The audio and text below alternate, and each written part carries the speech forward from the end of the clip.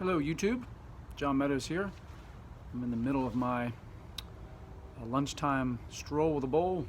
Today I'm enjoying some, don't judge me now, Captain Black Royal. I do love this stuff. It was my first tobacco I ever bought myself, and I seem to keep going back to it. I'm smoking it in an old Dr. Grabow Starfire. I picked this up. Actually, no. I think one of my kids picked this up for me from maybe from a thrift shop or something. I don't know. It's old. I have cleaned it up. I didn't exactly do a full restoration on it.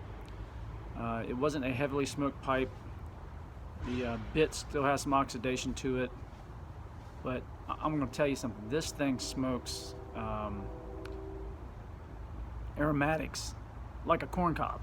I know a lot of briars may not smoke aromatics the same way as a corn cob does. A lot of guys say that, and I agree with that. This one, I think maybe the briar used for this pipe was a bit more porous.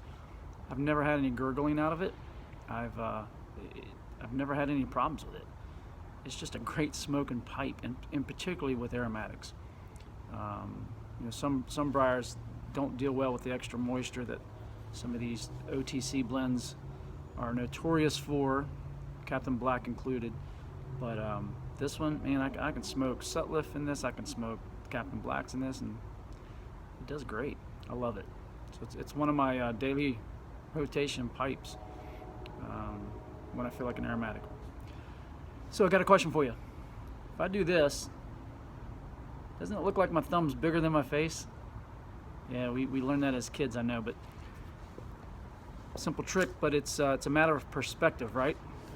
So maybe you know where this is going already. I like to put my mind in an engaged gear when I'm walking daily, and I like to think about stuff. A lot of times it's not really serious stuff, but sometimes it is. And this isn't so serious. I guess it's as serious as you want to take it. But yesterday, I had the opportunity, the privilege really, to take a nice walk with my 11-year-old daughter, and she had some questions surrounding some of our long-touted Christmas traditions. You know where that's coming from, right? If you have kids, they reach an age where they start questioning the authenticity of some of the information we provide to them about a little elf, jolly old fat elf who dresses up in a red suit with flying reindeer. Kids aren't dumb. Kids are gullible, but they're not dumb. And she's at that age where she knows the truth. But I think she was just looking for some parental perspective on it. And that's really the direction I took on that conversation with her. I cherished the time we had walking. We talked about a lot of things, but on the whole Christmas deal, Santa Claus issue, I basically put it back to her to think through, make up her own mind, but really drew attention to the spirit of Christmas, the childhood magic of Christmas.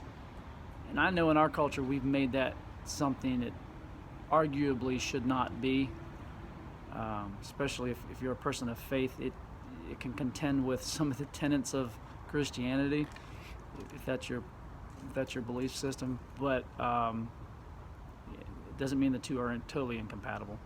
Anyway, I tried to get her to see it from another perspective or other perspectives, to project herself into the future as a mom.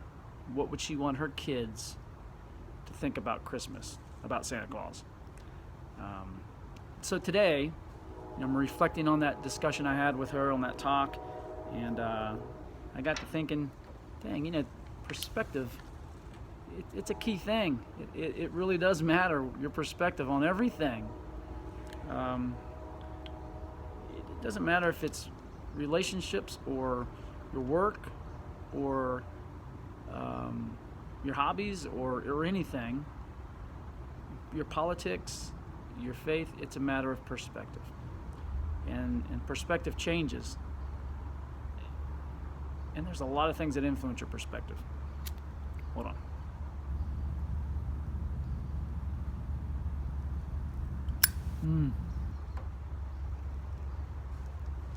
Copious amounts of white smoke. I love it. So, when I think about my perspective on life, my wife and I have had recent discussions about this. Sometimes we struggle to not know what the right perspective is, but to maintain it. Does that make sense? I can tell you what the right perspective is on most of the situations in my life. I won't say all, because I'm sure there's some that I'm really off base on.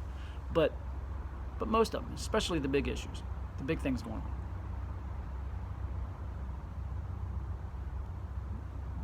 But the challenge is, how do I maintain that perspective? What my wife and I have noticed is that when she's going through some things she's struggling with, I have the right perspective. I'm able to articulate that and say, babe, look, this is a way of maybe looking at this. And what it does is what it should do, what I'm trying to do is to get her to step back, detach from the emotions of the situation, and take a higher perspective. Right? So take a 20,000 foot view instead of a 5'6" point of view. A very pretty 5'6" point of view, but nonetheless, if you detach yourself from the emotions, helicopter, I hope they're not coming to get me. Hold on.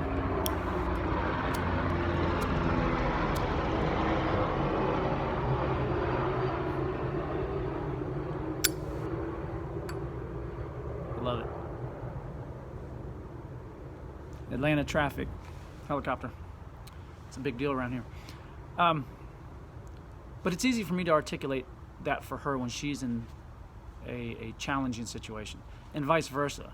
when I'm faced with a challenge that's, it's fresh, it's raw, I'm kind of processing it, battling it, man, she's right there and says, John, look, what about this? Don't forget this.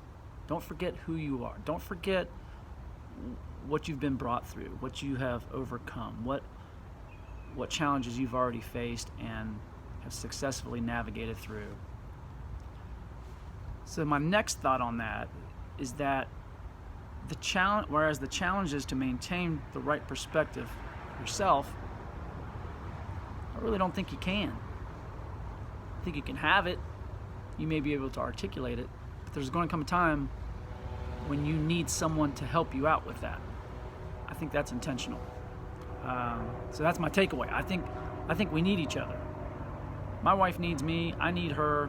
I need my kids. My kids need me. Those of us on the Whitey PC, some of you guys have been around here for a long time, and you're connected so well. And man, I crave that. That's an awesome thing, and that's why I'm choosing to participate in this.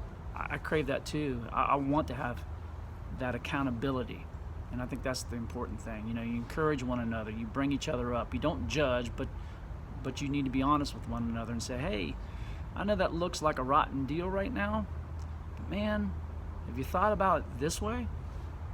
Have you thought about this perspective that may be the silver lining on the cloud? Every cloud has one. So anyway, that's about the extent of my thoughts on my stroll with a bowl today at lunchtime. I hope you guys are having a great day. I want to thank 2 a.m. Pipe on the Patio. He gave me a sub flood today. He did a shout out to me on his 2 a.m. video, and I've received a lot of subs and comments, and hey, nice to meet you, glad to see you're up here, welcome to the Whitey PC, good couple of videos, blah blah blah. It's been really encouraging to see that. And he had no prompting to do that. He had no reason. We've communicated a little bit on his videos because I really like his content. I love the setting. I love the style that he does. There's a couple of people in the YT PC so far that I've come across that I really like their content, and I really like the way they do it, what they do. And he's one of them. And I again, thank you. I'm going to appreciate that.